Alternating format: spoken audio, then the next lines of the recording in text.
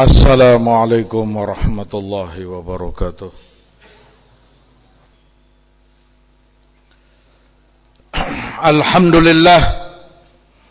Alhamdulillahi hamdan kama yanbaghi li jalali wajhihi wa li 'azimi sultanihi. Wassalatu wassalamu ala Rasulillah wa ala alihi wa sahbihi wa sallam tasliman katsira, amma ba'd. Ibadallah rahimani wa rahimakumullah. Sesungguhnya Allah subhanahu wa ta'ala telah menyebutkan dalam Quranul Karim, Inna sanulqi alaika qawlan thaqila. Sungguh kami akan berikan kepadamu perkataan yang sangat berat.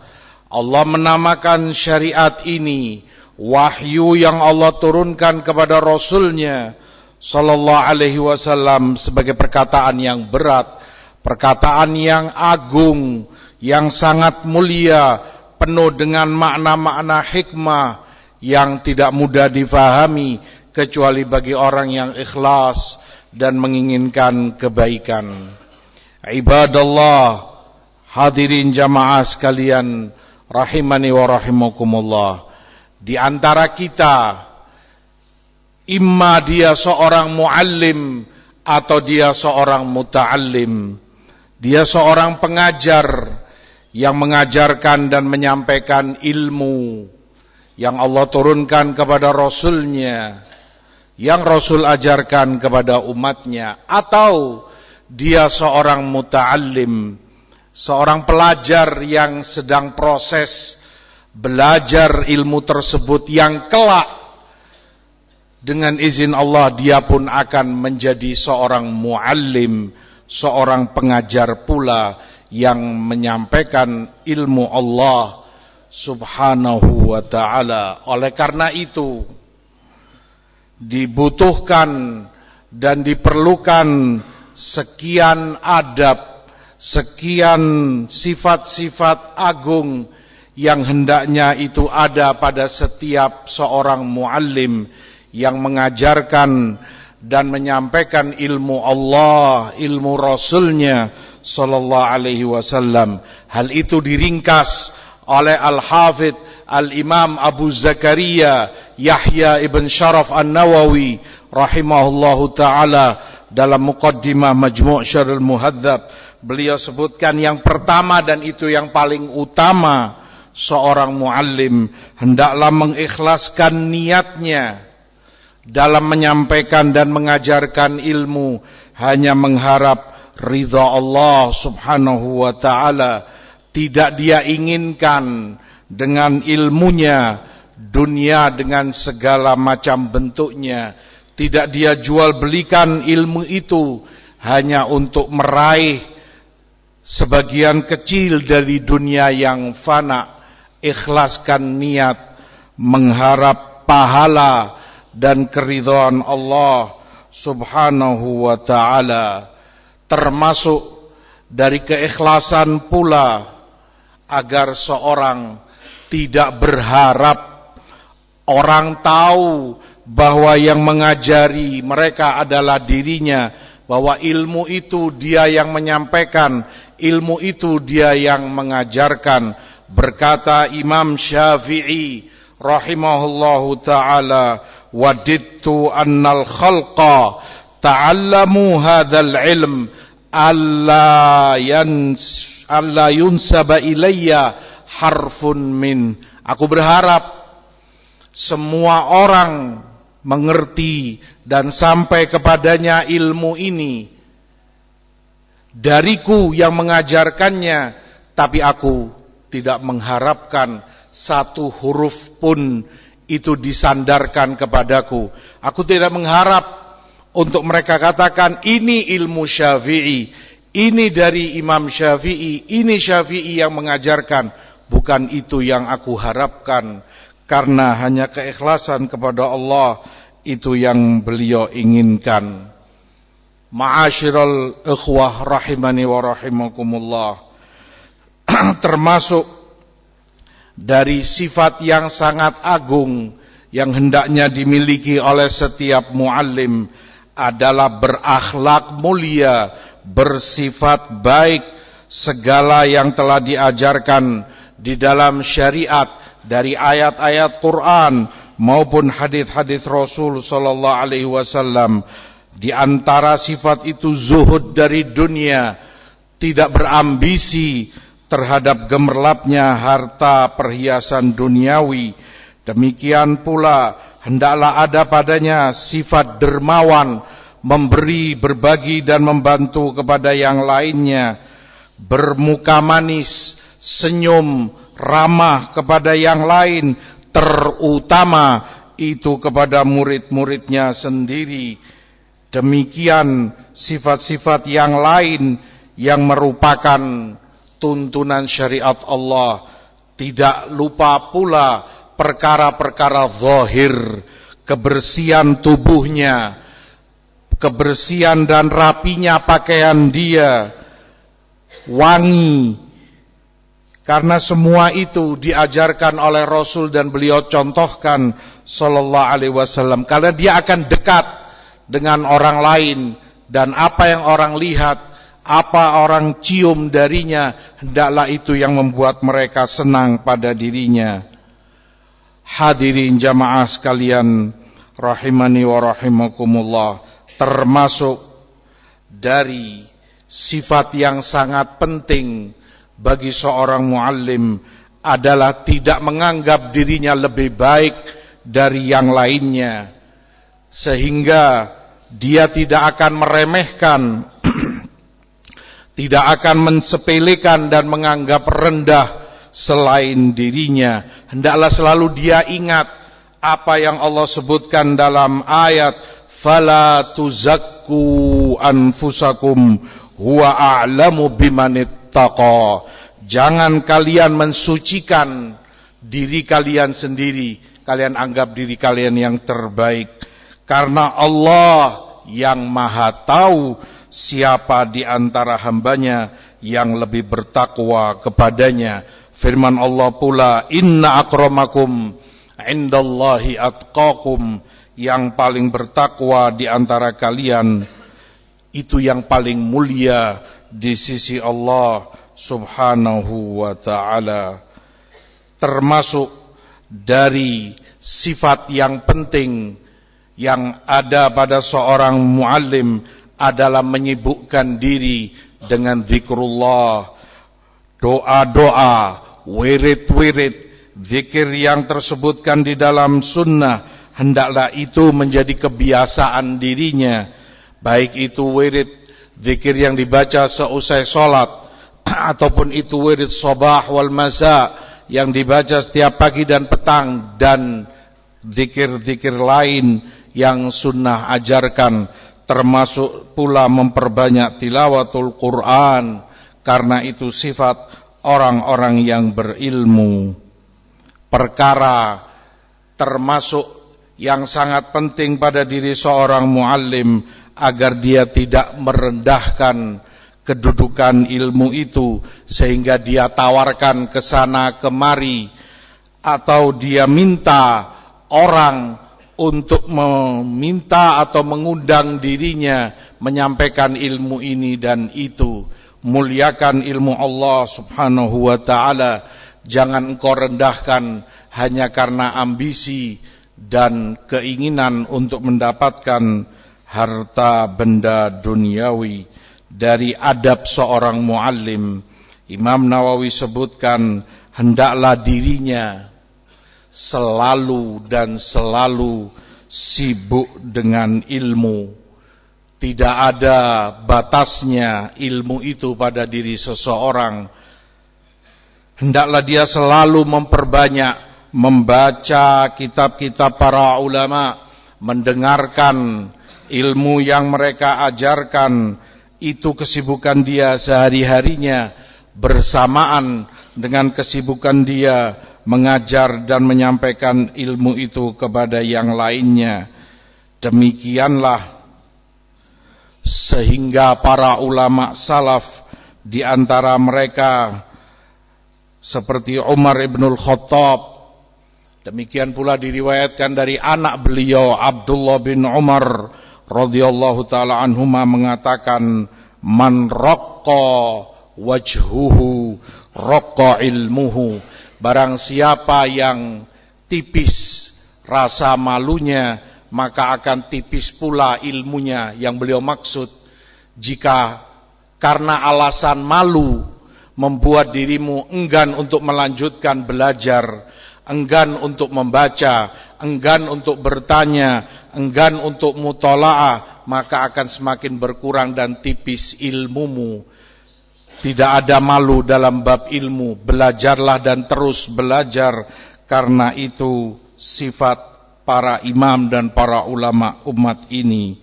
Kata Mujahid rahimahullah, la yata'allamul ilma mustahyin wala mustakbir.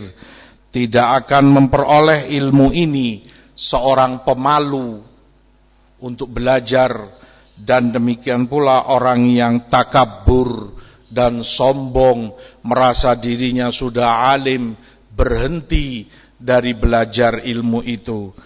Teruslah mempelajari ilmu itu sampai ajalmu datang. Sibukkan diri kita masing-masing dengan banyak membaca atau mendengar atau bertanya, agar ilmumu terus semakin hari akan semakin bertambah, dan itu menjadi ilmu yang bermanfaat dengan izin Allah subhanahu wa ta'ala. Bahkan tidak sedikit dari para ulama salaf rahimahumullahu ta'ala yang belajar justru dari yang di bawahnya, dari murid-murid mereka atau bahkan yang di bawah murid mereka. Sebagai contoh, Nawawi sebutkan seorang perawi yang ma'ruf di dalam riwayat hadis, dan cukup banyak riwayat-riwayat hadis yang beliau riwayatkan, Amr ibn Shu'aib rahimahullahu ta'ala.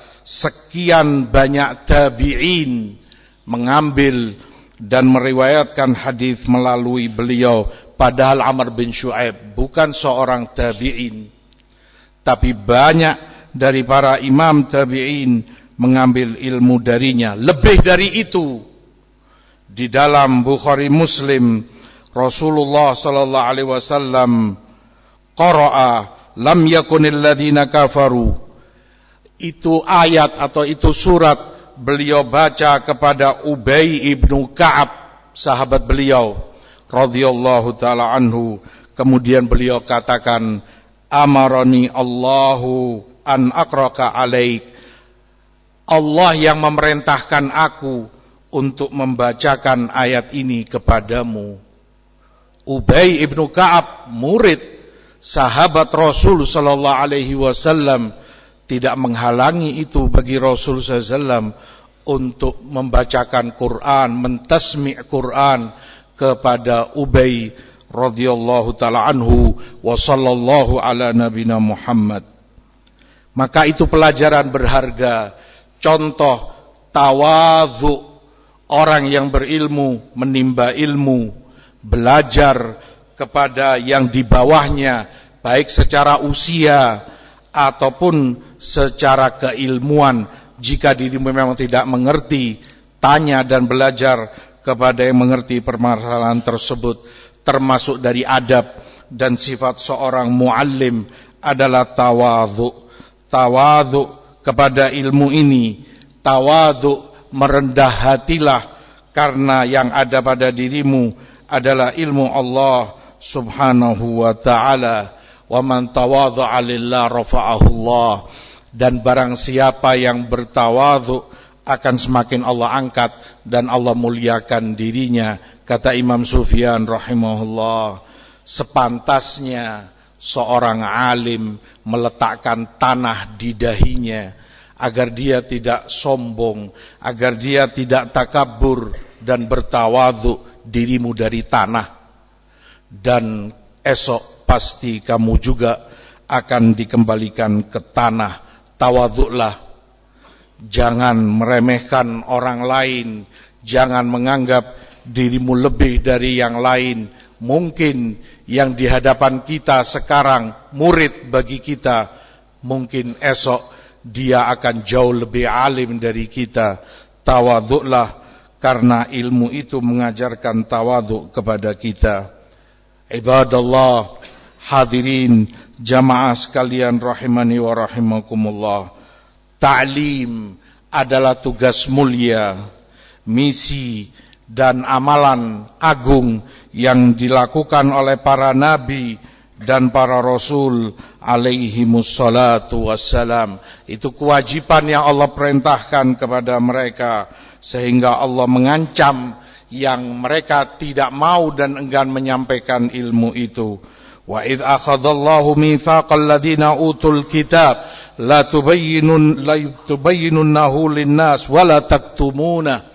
Allah ambil perjanjian dari ahli kitab agar kalian menyampaikan ilmu ini kepada umat manusia dan jangan ada yang kalian sembunyikan. Innal ladzina yaktumuna ma anzalna minal bayyinati wal huda min ba'di ma bayyanahu lin-nasi fil kitab ulaika yal'anuhumullah wa yal'anuhumul la'inun. Sungguh orang yang menyembunyikan apa yang Allah turunkan dari hidayah dan ilmu ini, penjelasan dari Allah, padahal telah kami jelaskan kepada mereka di kitab ini. Yang menyembunyikan itu, enggan menyampaikannya, mereka itu dilaknat oleh Allah dan dilaknat oleh setiap yang melaknatnya. Na'udzubillah min dalik. Di dalam hadis Rasulullah pun menganjurkan perkara itu kepada umatnya. Fal yuballigh asyahidu minkumul ghaib. Hendaknya yang hadir, yang mendengar ini, menyampaikan kepada yang gaib, yang tidak hadir.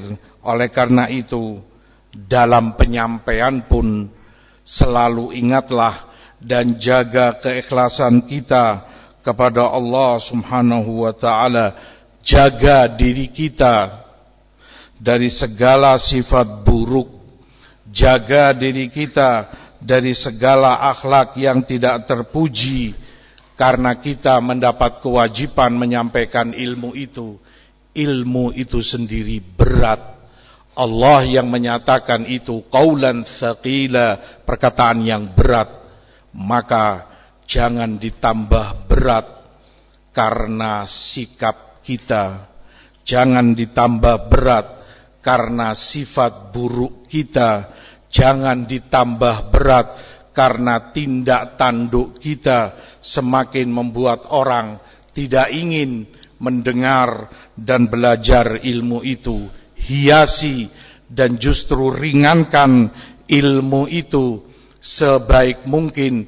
Jadikan orang cinta dan senang mendengar dan mempelajari ilmu itu. Aqulu ma sami'tum wastaghfirullah innahu huwal ghafurur rahim.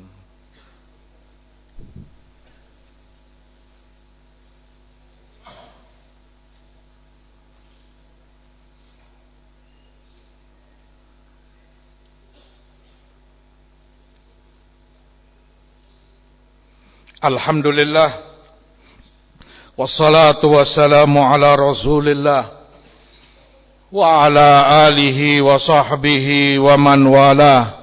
Amma ba'd, ibadallah, hadirin jamaah sekalian rahimani wa rahimakumullah.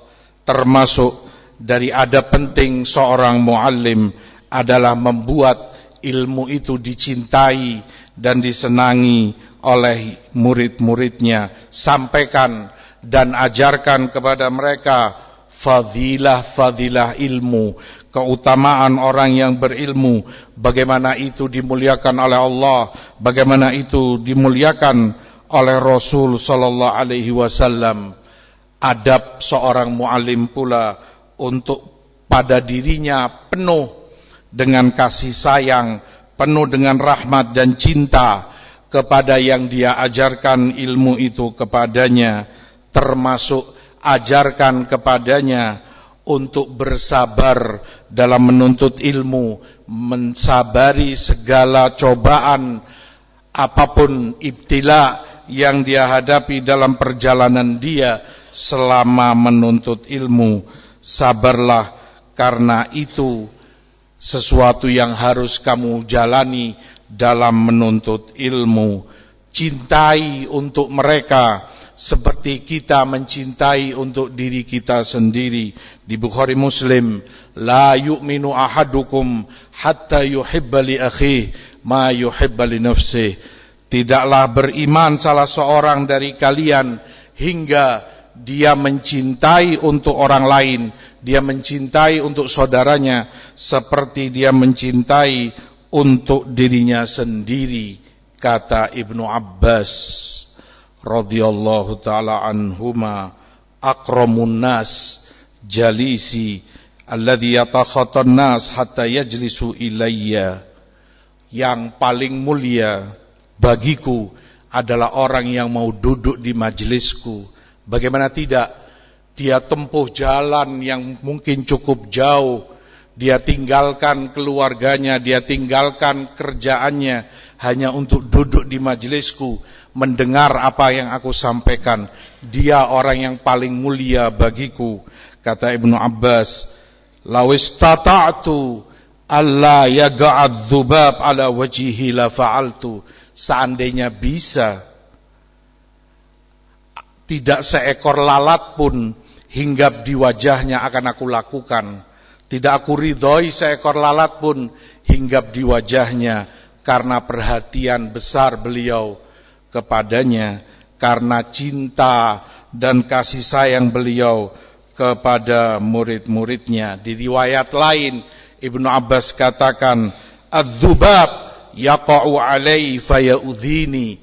Terkadang lalat hinggap di wajahnya pun itu membuat aku gelisah, membuat aku sedih dan tidak senang, padahal itu orang lain bukan diri beliau. Maka orang yang paling berhak untuk mendapat kasih sayang kita, mendapat kebaikan dari diri kita adalah murid-murid kita sendiri. Kalau hadis berbicara secara umum, la yu'min ahadukum hatta yuhibba li akhi ma yuhibbu li nafsi, maka terlebih-lebih lagi itu orang jauh-jauh datang dari rumahnya, duduk di majelis kita untuk hanya mendengarkan ilmu yang kita ajarkan padanya. Dia orang yang paling pantas untuk kita hormati dan kita muliakan. Penuhlah kasih sayang, penuhlah perhatian kepada mereka, karena itu yang dicontohkan oleh para rasul, para nabi dan para ulama salaf rahimahumullahu ta'ala. Allah sebutkan dalam ayat, wakhfid janahaka liman ittaba'aka minal mu'minin. Tundukkan sayapmu kepada mukminin, tundukkan sayapmu, bertawaduklah, rahmat dan cinta kasih sayang kepada mereka. Ibadallah, hadirin jamaah sekalian rahimani wa rahimakumullah. Bahkan Imam Nawawi menyebutkan termasuk sifat dan adab seorang muallim memprioritaskan murid-muridnya dalam mengajarkan ilmu kepada diri mereka melebihi hajat dirinya sendiri, melebihi kebutuhan dirinya sendiri. Oleh karena itu, terkadang seorang muallim pasti punya kesibukan pribadi. Kalau berbenturan dengan kepentingan muridmu, ilmu yang mereka tunggu darimu, dahulukan mereka, prioritaskan mereka. Itu salah satu bentuk wujud sifat mulia dan akhlak agung yang ada pada dirimu. Hormati, perbuatlah, berbicaralah dan bersikaplah segala sesuatu yang membuat dirimu dicintai oleh mereka, dirimu disegani dan dihormati oleh mereka. Aisyah radhiyallahu taala anha menyebutkan, kana Rasulullah sallallahu alaihi wasallam yukanni ashabahu ikraman lahum. Sering Rasulullah sallallahu alaihi wasallam memanggil para sahabatnya dengan kunyahnya, ya Abu Fulan, ya Aba Fulan. Itu sebagai bentuk penghormatan kepada mereka. Dan ma'ruf, salah satu tujuan kunyah adalah penghormatan Orang tersanjung ketika engkau panggil dia ya Aba Fulan. Itu sebagai bentuk penghormatan kepada dirinya, dan itu Rasul lakukan bahkan kepada para sahabatnya. Ma'ruf hadits Ali, ketika tertidur di masjid, Rasul bangunkan sembari beliau katakan, "Qum ya Aba Turab." Bangunlah wahai Abu Turab. Demikianlah contoh seorang muallim berbuat, berbicara, bersikap segala sesuatu yang dengannya dirinya semakin dicintai, dihormati, dan disenangi oleh mereka. Inna sanulki alaika qaulan thaqila. Ingatlah selalu, syariat ilmu ini berat, jangan diperberat, ditambah beratnya dengan sikap, perbuatan, akhlak, ucapan kita yang membuat orang semakin benci dan tidak menyenangi ilmu ini. Hiasi, permudah dan ringankan ilmu itu dengan akhlak dan sifat mulia kita.